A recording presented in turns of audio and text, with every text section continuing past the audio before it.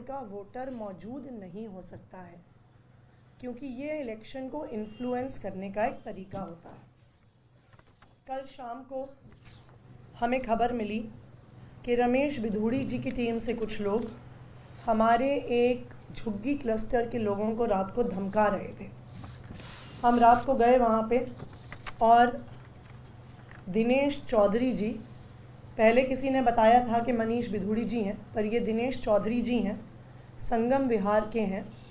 GPS tagged photo हमारे पास है जो क्लियरली कह रहा है कि 3 फरवरी रात को 11:30 बजे साइलेंस पीरियड में गिरिनगर बाल मुकुंद खंड में ये व्यक्ति मौजूद थे।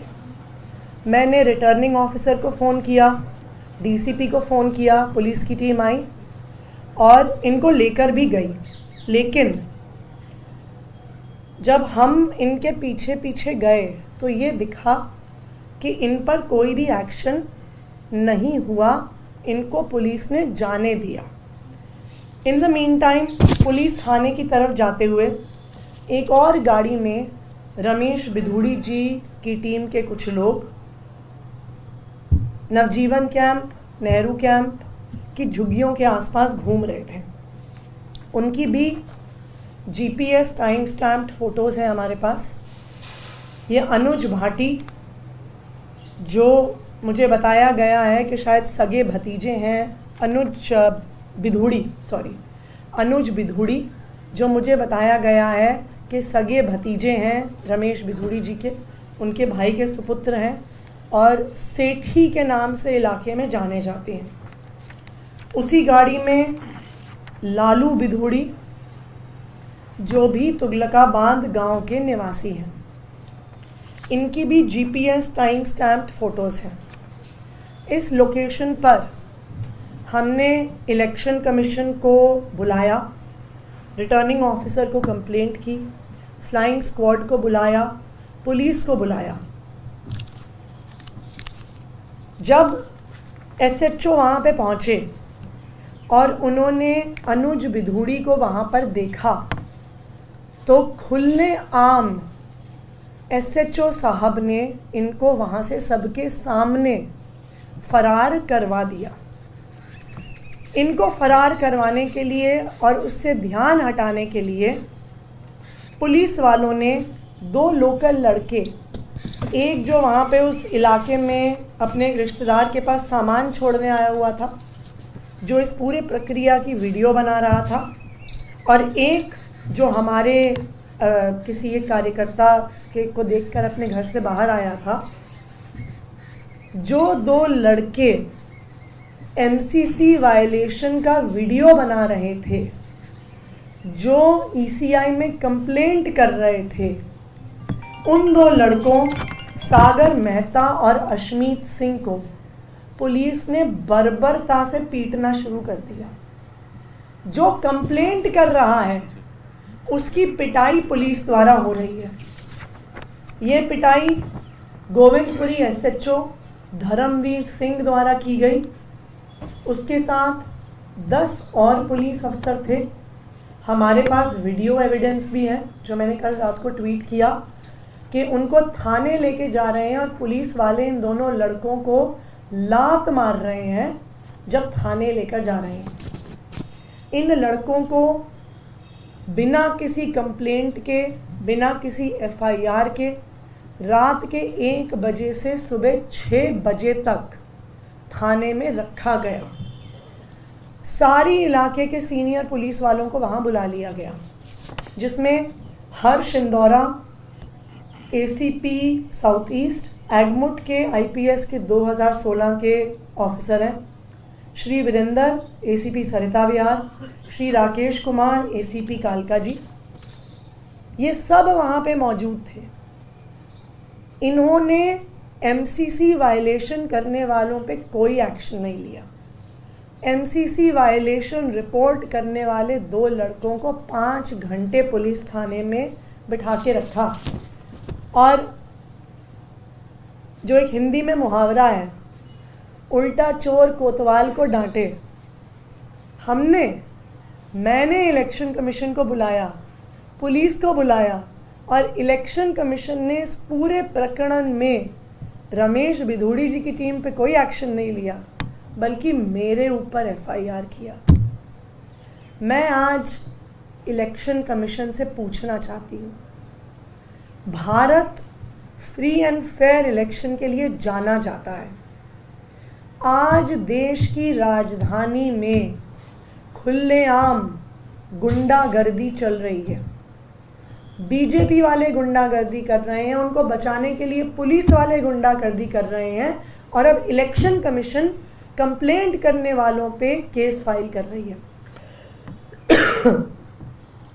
क्या ये हाल होगा अब?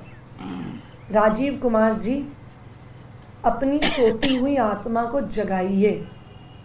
हम सुबह से आपसे टाइम मांग रहे हैं मिलने के लिए, आप टाइम नहीं दे रहे हैं। इलेक्शन कमीशन कंप्लेंट करने वालों पे एफआईआर कर रहा है, एमसीसी वायलेशन रिपोर्ट करने वालों को पुलिस खुलेआम बर्बरता से मार रही है। आज देश का लोकतंत्र राजीव कुमार जी के हाथ में है, और इतिहास देख रहा है राजीव कुमार जी कि देश की राजधानी में लोकतंत्र बचेगा कि नहीं बचेगा। मैं बीजेपी वालों को भी बता दूं, दिल्ली की जनता सब देख रही है।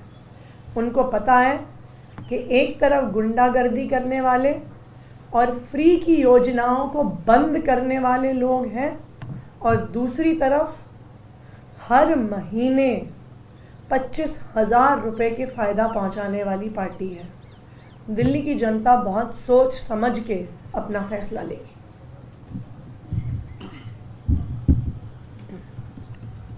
हमारे देश के इलेक्शन कमीशन को सारी दुनिया में सराहा जाता था, और इस इलेक्शन कमीशन की अगुवाई किसी समय टीएन शेषन जैसे लोगों ने की थी, जिनका नाम ही निष्पक्ष चुनाव का पर्यायवाची बन गया था। कि निष्पक्ष चुनाव यानी टीएन शेषन साहब। आज टीएन शेषन साहब की कुर्सी पर राजीव कुमार जी के नेतृत्व में जो इलेक्शन कमीशन काम कर रहा है, उसको देखकर ऐसा लगता है कि भारतीय जनता पार्टी ने अपना पूरा का पूरा इलेक्शन लड़ाने का ठेका चुनाव आयोग को दे दिया है। चुनाव भारतीय जनता पार्टी नहीं लड़ रही है दिल्ली में, चुनाव इलेक्शन कमीशन और दिल्ली पुलिस की साझेदारी में लड़ा जा रहा है भारतीय जनता पार्टी के लिए।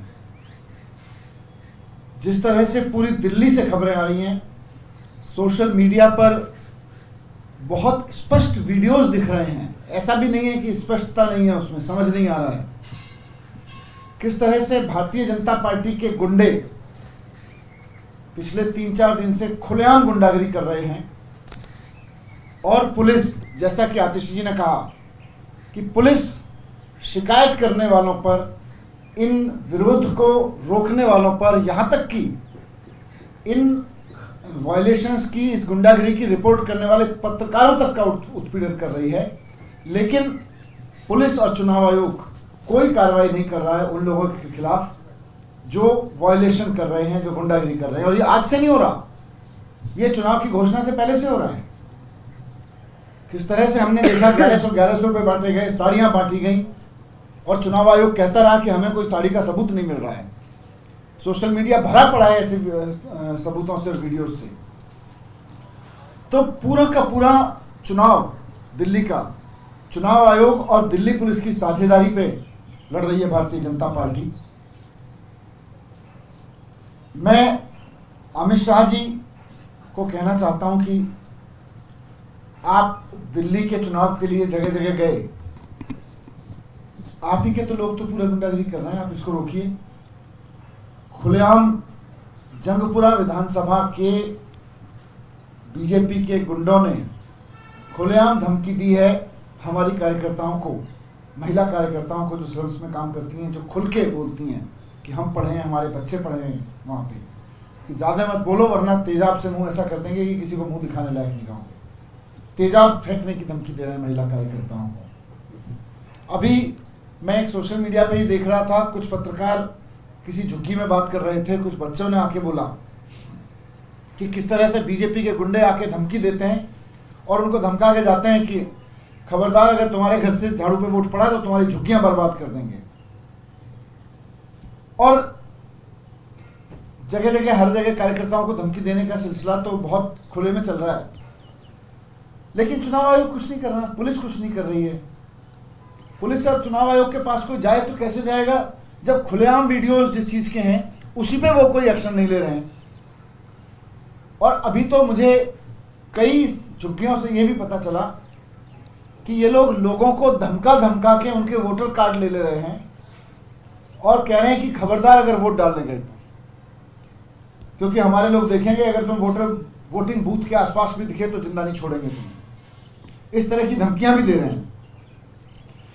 तो कुल मिला के चुनाव लोकतंत्र के लिए लड़ रहे हो, चुनाव सरकार बनाने और लोगों के लिए लड़ रहे हो, या गुंडागिरी के लिए लड़ रहे हो? जो भारतीय जनता पार्टी हरकत करती दिख रही है और चुनाव आयोग को मुंह बना के और पुलिस को यूज करके कर रही है, तो अरविंद केजरीवाल जी की जो ये बात है कि अगर गलती से भी बीजेपी चुनाव जीत गई तो सारी झुग्गियां तोड़ देगी, एक भी झुग्गी नहीं बचेगी। दिल्ली के लोगों को जो अच्छी शिक्षा, फ्री बिजली, फ्री बस यात्रा, 24 घंटे बिजली जैसी सुविधाएं मिल रही हैं, इसके माफिया इसको सबको बर्बाद कर देंगे, सब खत्म कर देंगे, सारी योजनाएं खत्म कर देंगे। अगर भारतीय जनता पार्टी चुनाव जीत गई तो तो दिल्ली की सरकार लोकतांत्रिक तरीके से नहीं चलेगी, या नेता नहीं चलाएंगे, माफिया चलाएंगे, जिनकी बानगी अभी आप सड़क पे देख रहे हैं। एक वीडियो और आया है, मैं आपको वो शेयर कर दूंगा कि किस तरह से जंगपुरा में भारतीय जनता पार्टी के प्रत्याशी और उनके कुछ गुंडे महिलाओं के साथ धक्का मुक्की कर रहे हैं, सरेआम डंडा लेके पीट रहे हैं। उस वीडियो में आप देखिए कि किस तरह से भारतीय जनता पार्टी अगर सरकार में आती है तो आगामी दिल्ली का वो नक्शा, आगामी दिल्ली की वो झलक, आगामी दिल्ली का वो नज़ारा उस वीडियो में देखा जा सकता है कि दिल्ली की सड़कों पर खुलेआम किस तरह का नज़ारा दिखेगा, जिस तरह का नज़ारा अभी ये लोग चुनाव लड़ते हुए दिखा रहे हैं। तो मैं चाहूँगा मीडिया के साथियों से कि उसको भी एक्सपोज करें, और चुनाव आयोग और पुलिस तो सबूत ढूंढेंगे, आप उसको एक्सपोज करके कम से कम जनता को जागरूक तो करें।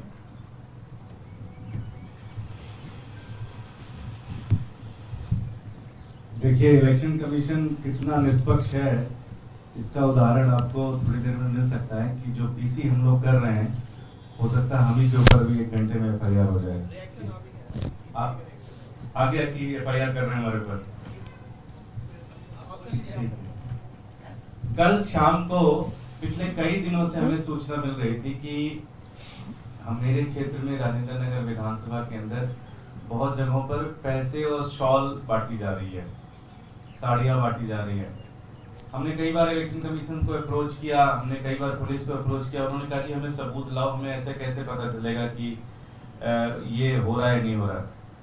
कल शाम को लगभग 9:30 बजे के आसपास कृषि कुंज गेट नंबर 2 पर एक गाड़ी, जो कि हमारे भारतीय जनता पार्टी के प्रत्याशी के रिलेटिव की गाड़ी थी, उसमें उनके रिलेटिव बैठे थे, उनके क्लोज रिलेटिव बैठे थे गाड़ी के अंदर। पूरी गाड़ी सॉल से और पैसे से भरी हुई थी। लोकल लोगों ने हमें इन्फॉर्म किया, हमारे कार्यकर्ता पहुंचे, हमने सी विजिल पर कंप्लेंट डाली, हमने एसएचओ को फोन किया, और लगभग 3 से 3.5 घंटे तक पूरा मलबा मचा रहा। मुझे लगता है कम से कम हजारों लोग वहां सड़कों पर उतर गए और भारतीय जनता पार्टी के खिलाफ नारे लगाने लगे। ये काम पूरी दिल्ली के अंदर लगातार चल रहा है। दुर्भाग्य की बात क्या है, ये घटना होने के बाद पुलिस को उन लोगों के खिलाफ कार्रवाई करनी चाहिए थी जो गाड़ी में बैठे थे, उनसे पूछताछ करनी चाहिए थी कि ये चीज आई कहां से, आप क्या कर रहे हैं, कहां बांट रहे हैं।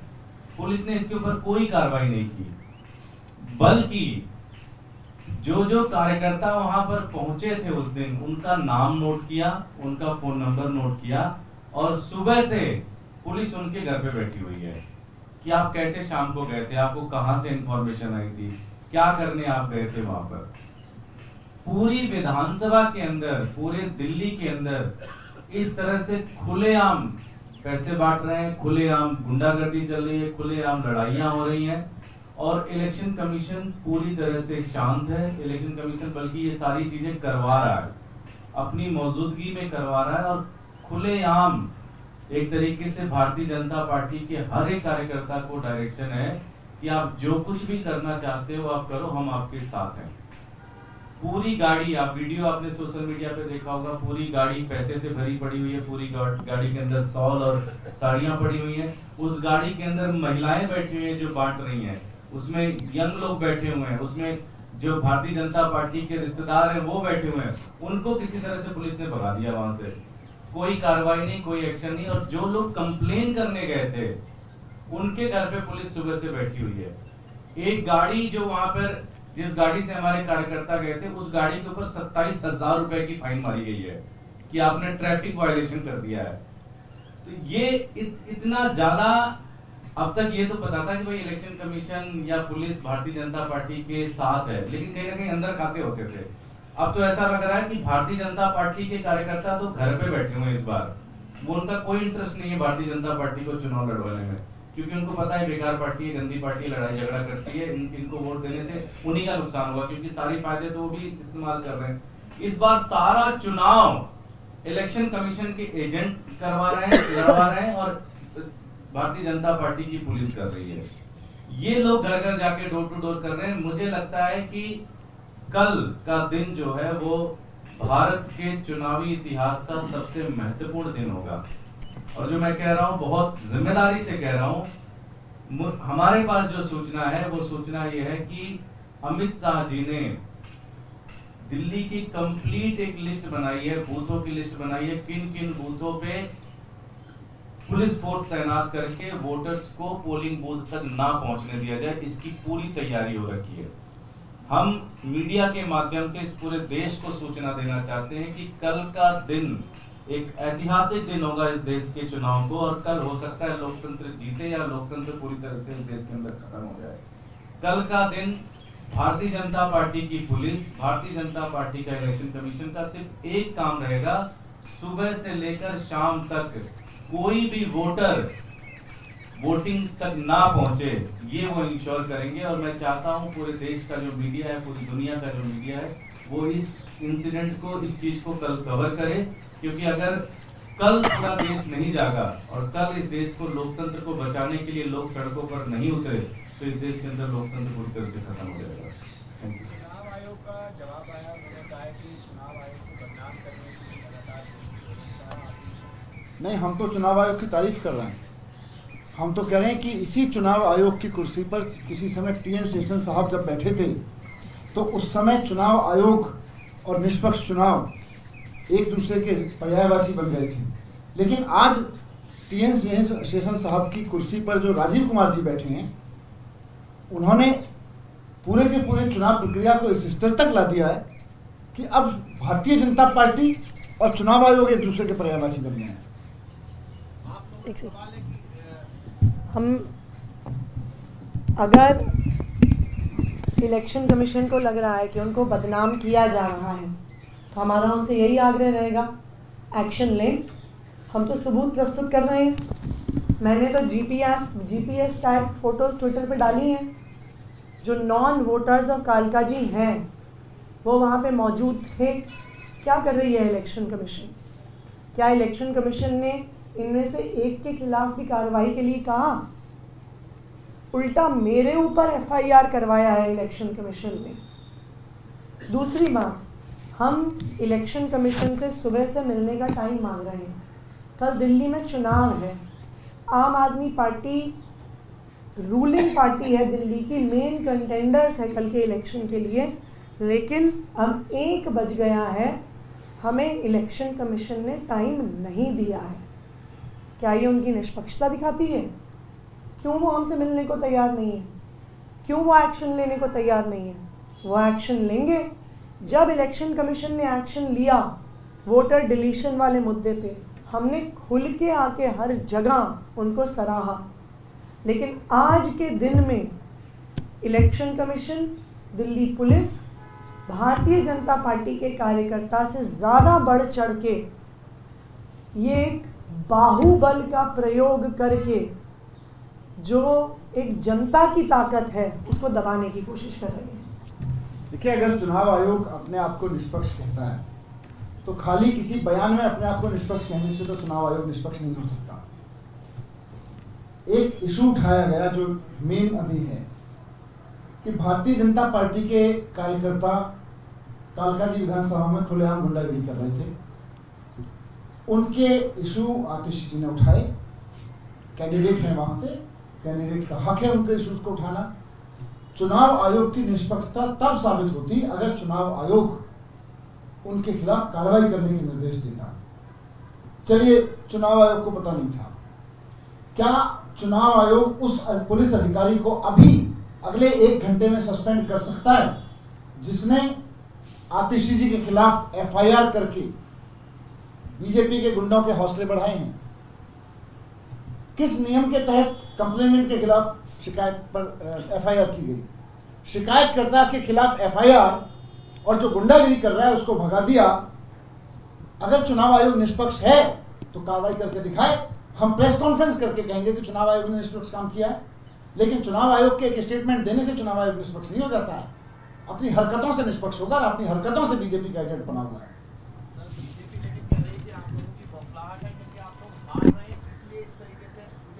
तो बीजेपी सराफत से चुनाव लड़ना काहे गुंडागिरी को उतरी हुई है? बवाना के अंदर अजमेर ले जाने का आरोप लगा है। आम आदमी पार्टी ने वीडियो भी जारी किया है कि कुछ खास वर्ग को अजमेर ले जाया जा रहा है, क्या है ये मामला? देखिए, वोटर्स वोट ना, जैसा मैंने अभी जिक्र भी किया था, वोटर्स वोट ना डाल पाए इनके लिए इनके तमाम टेंशन चल रहे हैं। उसमें से बाहर ले जाने का भी दिल्ली से जैसा सामने आया है, उसमें जंगपुरा विधानसभा में ये भी सामने आया है कि अलग अलग झुग्गियों में लोगों को धमका के उनके वोटर कार्ड ले लिए गए हैं और उनको धमकी दी जा रही है कि अगर वोट डालने गए या वोटिंग बूथ के आसपास भी दिखे तो देख लेना, हम तुम्हें छोड़ेंगे नहीं। तो ये धमकी चल रही है।